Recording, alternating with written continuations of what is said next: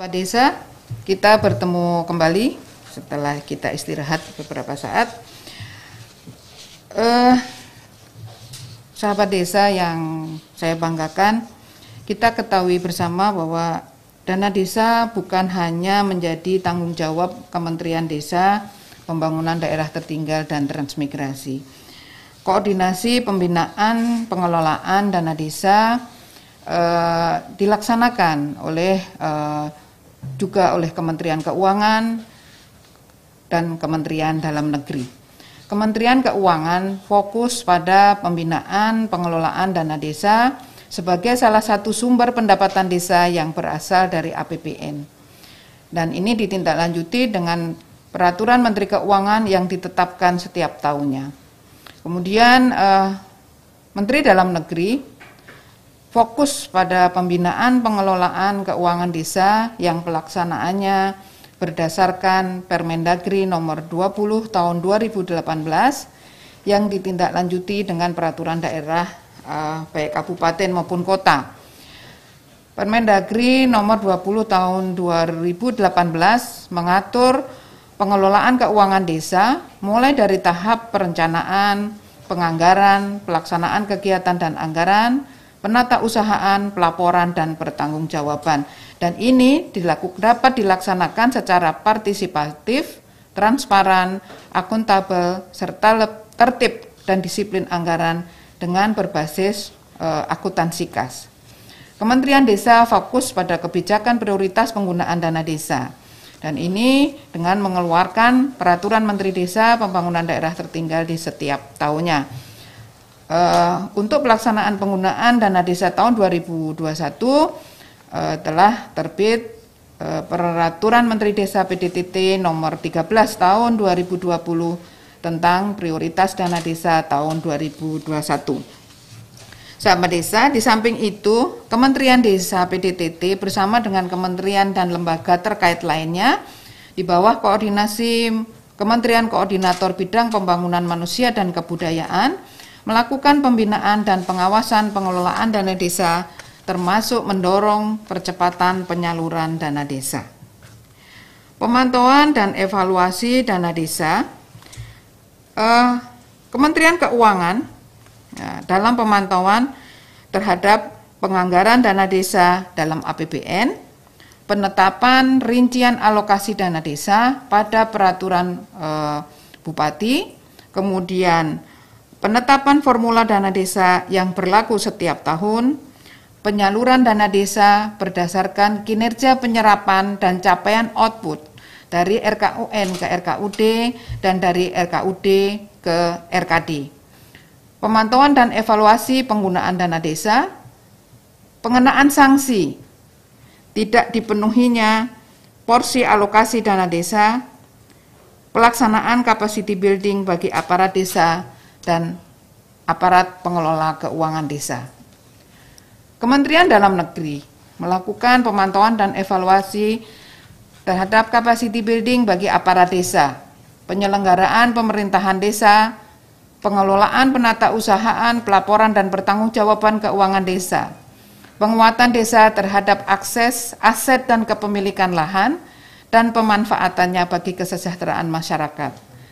Penyusunan dokumen perencanaan desa, kewenangan berdasarkan hak asal-usul dan kewenangan skala lokal desa, tata cara penyusunan pedoman teknis peraturan desa, dan pelaksanaan peran aparat pengawas internal Pemda.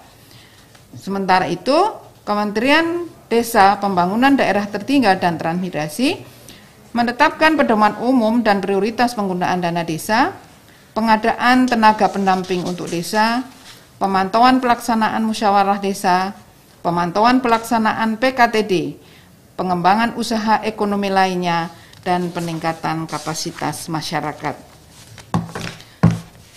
Sahabat desa, dalam pengawasan dana desa, Kementerian Keuangan melakukan pembinaan dan pengawasan aparat pengelola keuangan desa, melakukan evaluasi pertama terhadap penganggaran ADD dalam Perkada atau APBD. Kemudian melakukan evaluasi kedua terhadap pengalokasian ADD dalam Perkada atau Perkada Perubahan atau APBD Perubahan, melakukan penyaluran dana desa, pemantauan dan evaluasi terhadap pemantauan dana desa, menyiapkan mekanisme pengendalian dana desa termasuk reward dan punishment-nya. Kementerian Dalam Negeri mendorong Bupati dan Wali Kota untuk memfasilitasi penyusunan RKPDes dan APBDes, mengoptimalkan peran OPD Kabupaten Kota dan Kecamatan dalam pendampingan penyelenggaraan pemerintahan desa, memberdayakan aparat pengawas fungsional, dan membina pelaksanaan keterbukaan informasi di desa. Kementerian Desa, Pembangunan Daerah Tertinggal dan Transmigrasi menyusun kerangka pendampingan untuk peningkatan kapasitas masyarakat desa, pemantauan dan evaluasi kinerja pendamping profesional di setiap triwulan. Dari Kementerian Keuangan, Kementerian Dalam Negeri, dan Kementerian Desa, kami bersinergi dalam pemantauan dan evaluasi terhadap peraturan Bupati Wali Kota mengenai tata cara pembagian dan penetapan besaran dana desa, realisasi penyaluran dari RKUN ke RKD, sisa dana desa di RKUN dan RKD, penggunaan dana desa sesuai dengan prioritas yang ditetapkan, ketercapaian hasil penggunaan dana desa, dan proses administrasi penyaluran dana desa. Pengawasan dana desa telah kita upayakan melalui beberapa cara, ya. Pertama, pada struktur organisasi baru Kementerian Desa Pembangunan Daerah Tertinggal saat ini mempunyai Inspektur Investigasi Khusus dan Pengawasan Penggunaan Dana Desa. Kemudian melalui pembentukan tim saber pungli bekerja sama dengan kepolisian, kejaksaan, ombudsman, dan juga KPK. Kita mempunyai unit penanganan pengaduan melalui SMS Center, call center, dan media sosial Kementerian Desa Pembangunan Daerah Tertinggal dan Transmigrasi. Peningkatan peran pendamping desa dalam mengawasi penggunaan dana desa. Kami mencoba memitigasi permasalahan dana desa yang di Kementerian Desa dengan skema sebagai berikut. Di tingkat lapangan, tenaga pendamping profesional menemukan permasalahan dan kemudian dilaporkan ke tenaga ahli pemberdayaan masyarakat untuk kemudian diadvokasi, dan apabila bisa diselesaikan di daerah maka segera diselesaikan di tingkat daerah. Tapi apabila belum maka diteruskan ke tingkat pusat, dalam hal ini kepada Manas. Kemudian kita mempunyai direktorat teknis, yaitu Direktorat Jenderal PDP. Di situ ada Direktur Penguatan Regulasi atau Kebijakan Dana Desa dan Advokasi Pemanfaatan Dana Desa. Kemudian ada Inspektorat 5, Inspektur Investigasi Khusus dan Pengawasan Penggunaan Dana Desa. Dan di Sekretariat Jenderal kita mempunyai aplikasi Sistem Informasi Publik dan Penanganan Pengaduan Masyarakat Terpadu atau yang kita kenal dengan si pemandu. Semua data, semua informasi kita verifikasi, kita telaah dan akan ditindaklanjuti oleh Ijen.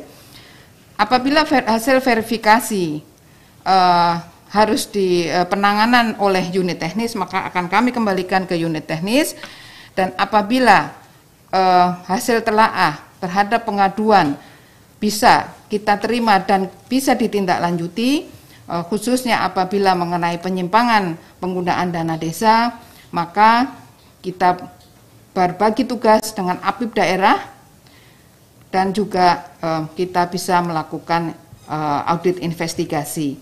Penanganan oleh APIP daerah sesuai dengan SE Mendagri nomor 700/1705/SD tahun 2020 tentang penguatan pengawasan dana desa dan Permendagri nomor 73 tahun 2020 tentang pengawasan pengelolaan keuangan desa. Sedangkan untuk Inspektorat Jenderal sesuai dengan Perpres nomor 85 tahun 2020 tentang Kementerian Desa PDTT kemudian sesuai dengan Permendes nomor 15 tahun 2020 tentang organisasi dan tata kerja, serta keputusan Irjen nomor 3 tahun 2021 tentang pedoman teknis audit investigasi.